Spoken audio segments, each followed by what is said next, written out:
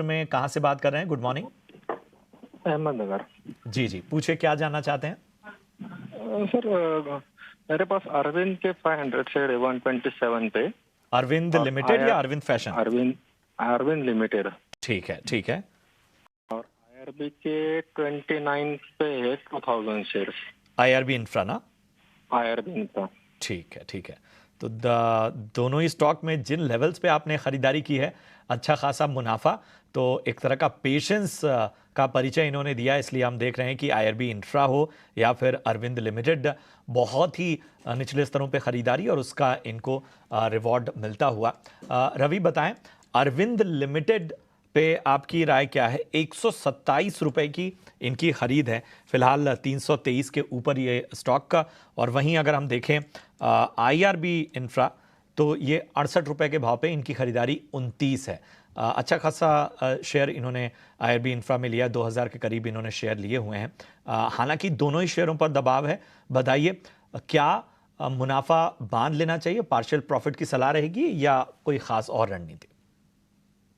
देखिए प्रशांत जी, मुनाफा तो अब इनका लगभग इनके हाथ में आ ही चुका है और मैं समझूंगा कि मुनाफे को थोड़ा बढ़ाने की कोशिश करते हैं।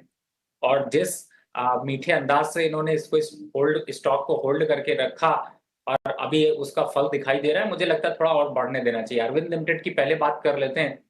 जब तक 300 के ऊपर है तब तक अभी मुनाफा बुक करने की जल्दबाजी तो बिल्कुल नहीं करनी चाहिए। टारगेट देखते हैं तो 380 तक के लक्ष्य यहाँ से करंट लेवल से दिखाई देते हैं, तो मुझे लगता है कि थोड़ी चाल लंबी यहाँ पर अभी बनी रहेगी और लंबी चाल को लेकर चलना चाहिए। दूसरा आईआरबी इंफ्रा, देखिए ये तो अभी इसमें क्या कहते हैं वो एक पार्टी शुरू हुई है और अब 60 रुपीज के नीचे जा पाना इसका जो है वो लेवल थोड़ा सस्टेन नहीं करता है। अप साइड में देखते हैं तो मुझे जरूर लगता है कि 90 रुपीज के लक्ष्य यहाँ पर दिखाई दे सकते हैं। तो जैसे इस समय अगर देखा जाए तो टॉप स्टॉक्स इनके ये हैं और इन टॉप स्टॉक्स को थोड़ा और बढ़ने दीजिए, थोड़ा और बड़ा मल्टी बैगर बनने दीजिए, उसके बाद मुनाफा वसूल करिएगा। ओके, तो ये है सलाह आईआरबी पर। आगे बढ़ते हैं और अगले दर्शक को शामिल कर लेते हैं। हमारे साथ नीलेश शाह जुड़े हैं। नीलेश जी, बहुत बहुत धन्यवाद आपका समय देने के लिए। कहाँ से बोल रहे हैं आप और किस स्टॉक पर सवाल है आपका? मैं अहमदाबाद से बोल रहा हूँ और मेरा 2 स्टॉक का है। एक विनती ऑर्गेनिक जो मैंने 1555 में अच्छी से लिए, तो इसको लिए मैं 1 साल के लिए रुक सकता हूँ। और दूसरा कैलटेक एनर्जी जो मैं लिया है 10 रुपये एट पार, ओरिजिनल शेयर है, तो 20 शेयर है, तो इस दोनों के लिए मैं रुक सकता हूँ। नीलेश जी, पहला स्टॉक तो आपका समझ में आया, विनती ऑर्गेनिक्स। दूसरा स्टॉक हम समझ नहीं पाए हैं, फिर से रिपीट करेंगे नाम, या फिर आप उसको अगर स्पेल कर पाए तो? Caltech energy, KEL, hello, KELEN जी जी, एनर्जी, KELENRG।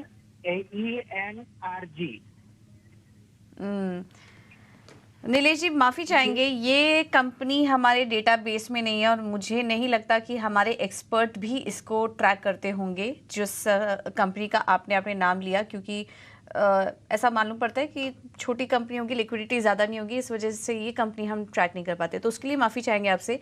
विनती ऑर्गेनिक्स पर राय दे देते हैं। 1555 पर लिया था और 1 साल का समय और दे सकते हैं।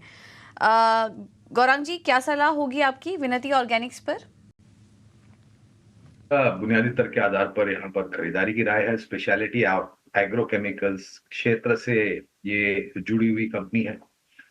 रुझान के रूप में अगर आप देखें पूजा, तो ये पूरा क्षेत्र जो है वो थोड़ा बहुत अंडर परफॉर्म कर रहा था पिछले साल भी, अगर आप तुलना करें बाकी अन्य क्षेत्र से साथ। फिलहाल जो स्थानीय मार्केट के लेकर कारोबार के आंकड़े आए हैं और विदेशी बाजार में जो इनका काम है उसको लेकर के जो एक्सपोर्ट के आंकड़े आए हैं, मैं पूरी क्षेत्र की कंपनी की बात कर रहा हूँ, सिर्फ ऑर्गेनिक्स की नहीं, तो वो काफी सकारात्मक और अच्छा है। जहां से एक अंदेशा हमें मिलता है कि शायद आने वाले भविष्य में जो परिस्थितियां उभरी थी चाइना +1 यूरोप +1, उसका फायदा एक्सपोर्ट मार्केट को लेकर के स्पेशलिटी और एग्रोकेमिकल्स को मिल सकता है। साल भर का नजरिया है। मैं इनको दरखास्त करूंगा, विनती करूंगा कि अगर ये थोड़ा बहुत और अपना समय बढ़ा सके तो उस परिस्थिति में 1850 तक के लक्ष्य आप विनती ऑर्गेनिक्स में आते हुए देख सकते हैं। मैं बुनियादी तर्क के आधार पर राय दे रहा हूं। चलिए, तो विनती ऑर्गेनिक्स और इस पूरे क्षेत्र को लेकर ये राय गौरांग की। देवबंद से हमारे दर्शक विवेक फोन लाइन पे जुड़ गए हैं। विवेक, नमस्कार। नमस्कार मैम। बताइए सर, किस टॉपिक पे सवाल पूछना चाहते हैं? Good morning ma'am. Good morning sir.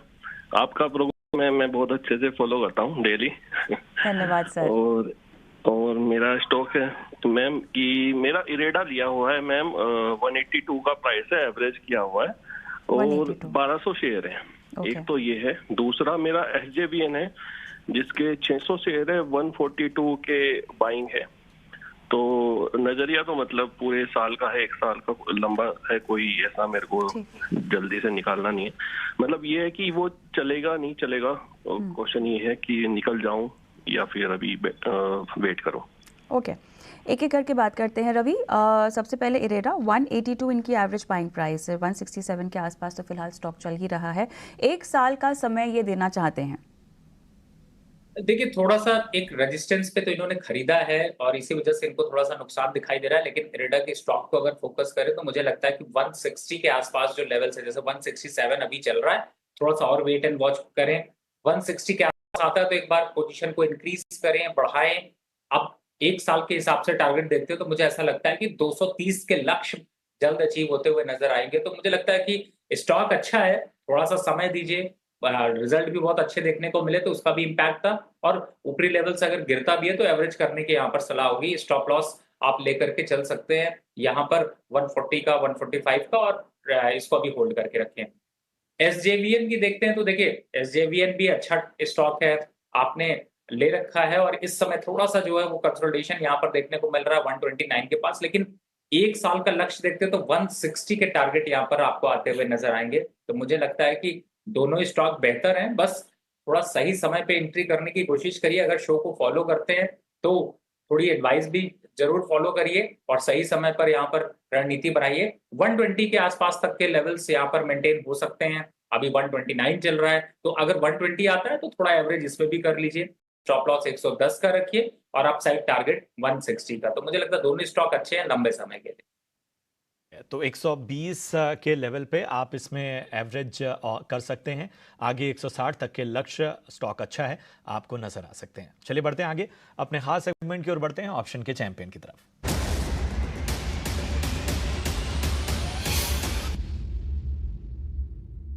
और हमारे साथ सेंट्रम ब्रोकिंग के नीलेश जैन साहब जुड़ चुके हैं। Nilesh ji, good morning. बताइए, ऑप्शन की रणनीति आज आपकी क्या होगी? Very good morning to you. बिल्कुल, देखिए आज भी अगर हम देखें तो काफी अच्छा मोमेंटम हमें देखने को मिल रहा है। स्टॉक स्पेसिफिक एक्शन काफी अच्छा है। LNT एक पर्टिकुलर काउंटर है जहां पे हमें काफी अच्छा एक डबल बॉटम पैटर्न डेवलप होता हुआ नजर आ रहा है और यहाँ से जो मूव है वो कंटिन्यू होता हुआ नजर आ रहा है। तो ऊपरी स्तर पर 3700 तक का अंडरलाइन में हम मूव एक्सपेक्ट कर रहे हैं LNT में। हालांकि जो मंथली FNO की एक्सपायरी की वो कल होनी है, तो उसी एक्सपायरी का कॉल ऑप्शन 3620 का कॉल ऑप्शन जो करंटली 20 रुपीज 22 रुपीज के रेंज में चल रहा है, इसे लॉन्ग करके चल सकते हैं। 9 रुपीज का स्टॉप लॉस होगा, 35 रुपीज और 50 रुपीज के टारगेट होंगे। तो ये ऑप्शन यहाँ से डबल होने की क्षमता रखता है। इसका लॉट साइज अगर हम देखें तो 300 का है। इन टर्म ऑफ रुपीज 4200 का रिस्क बन रहा है एंड रिवॉर्ड 8100 रुपीज के बन रहे हैं।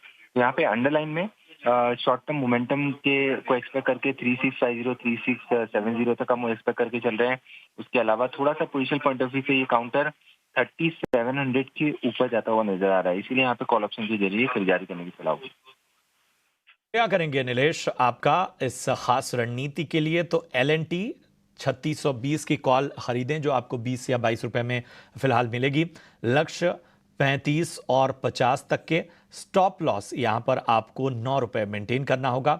अधिकतम मुनाफा 8000 के ऊपर है, 8100 के करीब, और अधिकतम नुकसान 4200 का इसमें हो सकता है। लेकिन ऑप्शन की दुनिया में नुकसान ज्यादा है। जी हाँ, जोखिम ज्यादा है, रिस्क बहुत ज्यादा है, क्योंकि 10 में से 9 लोग, 90% लोगों को इसमें नुकसान होता है। नुकसान का दायरा कैसा है वो भी आप FNO ट्रेडिंग पर रिस्क डिस्क्लोजर के जरिए, जो कि सेबी का रिस्क डिस्क्लोजर है, उसके जरिए आप समझ सकते हैं। अगले दर्शक राकेश है हमारे साथ फोन लाइन पर। राकेश, आपको मेरी आवाज़ आ रही है? कहाँ से बोल रहे हैं सर? Good morning.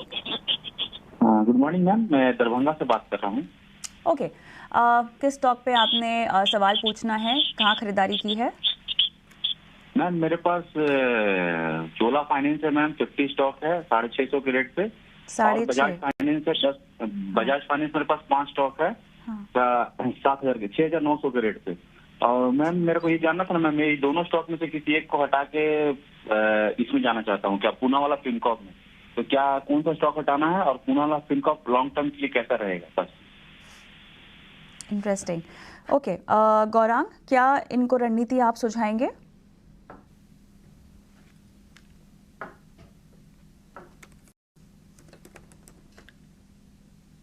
गौरांग, आपको मेरी आवाज आ रही? जी कविता, माफ कीजिएगा, मैंने म्यूट पे रखा हुआ था अपने आप को। तो ये जो परिवर्तन की सोच रहे हैं, ये चोला और बजाज फाइनेंस में से निकल के पूना वाला, ये किस सोच और विचारधारा के आधार पर कर रहे हैं? और मैं इसलिए पूछ रहा हूं क्योंकि अगर किसी की राय सलाह मशवरा लिया है किसी विशेषज्ञ का, तो वो बात अलग है। मैं इनका जो निवेश है, हम बजाज फाइनेंस में और चोला फाइनेंस में दोनों में बने रहने की राय देंगे, क्योंकि हमें लग रहा है कि ये दोनों कंपनी, अगर आप तुलना करते हैं जो विकल्प इन्होंने सोच रखा है उसकी तुलना में, ये दोनों कंपनियां की बैलेंस शीट काफी मजबूत है, कारोबार काफी मजबूत है, और कारोबार की रणनीति जमीनी स्तर पर लगाते हुए नतीजों में बेहतर आपको शायद मुनाफा लंबी अवधि में चोला में और बजाज फाइनेंस में आता हुआ दिखेगा। पूना वाला पर मैं विशेष रूप में टिप्पणी नहीं करूंगा क्योंकि कवरेज नहीं। ठीक है, तो ये आपके स्टॉक्स पर राय, अहम रणनीति आती हुई गौरांग जी की तरफ से। काली चरण शर्मा साहब हमारे साथ हैं गाजियाबाद यूपी से। काली चरण जी नमस्कार, पूछिए क्या जानना चाहते हैं? मैं एक तो कावेरी सीट पे पूछ रहा था, मेरी 746 की खरीद है। कावेरी सीड्स? हाँ, 150 शेयर है, मैं 740 की खरीद है मेरी, तो क्या करूँ? अभी बना रहा हूँ या निकल जाऊँ? और एक जस्ट डायल पे। जस्ट डायल पे क्या, किस लेवल पे खरीदा आपने? जस्ट डायल पे मेरे पास 100 शेयर हैं 935 के। ठीक है, कावेरी सीड 640 बोला आपने? नहीं, 700, कावेरी सीट 935 और कावेरी सीट 746। हाँ, 700 कावेरी सीट 740। 740 746। ठीक है, ठीक है। चलिए रवि बताइए, कावेरी सीड्स इन्होंने 746 पर खरीदा हुआ है और जस्ट डायल इन्होंने 935 रुपए के भाव पे खरीदा हुआ है। बताइए क्या आपका नजरिया होगा? देखिए, मुझे लगता है कि यहाँ पर इनको दोनों स्टॉक्स एक अच्छा बेहतर मुनाफा दे रहे हैं और एक बार को मुनाफा बांध लेना चाहिए। और अगर पैसे निकालने की सोच रहे हैं तो बिल्कुल यहाँ पर अच्छा मौका है। एक बार अगर पैसा आप निकालते हैं तो ज़्यादा बेटर है। और चूंकि इन स्टॉक्स में थोड़ा टॉप आउट दिख रहा है, तो एक बार को अगर प्रॉफिट बुकिंग आती है तो 3 से 5% से ज़्यादा की गिरावट भी यहाँ पर बन सकती है, तो प्रॉफिट बुक कर लीजिए। और अगर अब आपका विचार बनता है कि प्रॉफिट बुक करके कहाँ जाएं, तो आपको कुछ स्टॉक सजेस्ट कर देता हूँ। 2 स्टॉक्स बैंक के नजर आ रहे हैं, एक है IDFC फर्स्ट बैंक और दूसरा है बैंक ऑफ इंडिया, जिसमें कि आप अपनी पोजीशन चाहे तो फ्रेश भी ले सकते हैं और चाहे तो अगर काट के थोड़ा बहुत डालना हो तो भी डाल सकते हैं।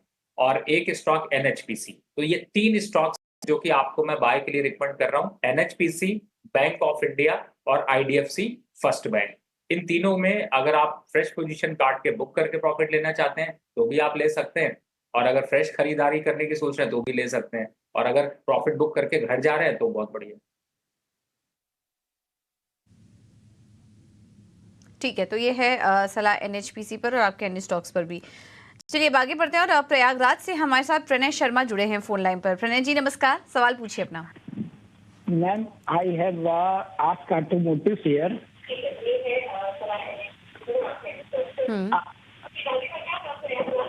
जी, I have asked automotive share at the rate of 301 191 share, तो आई कैन।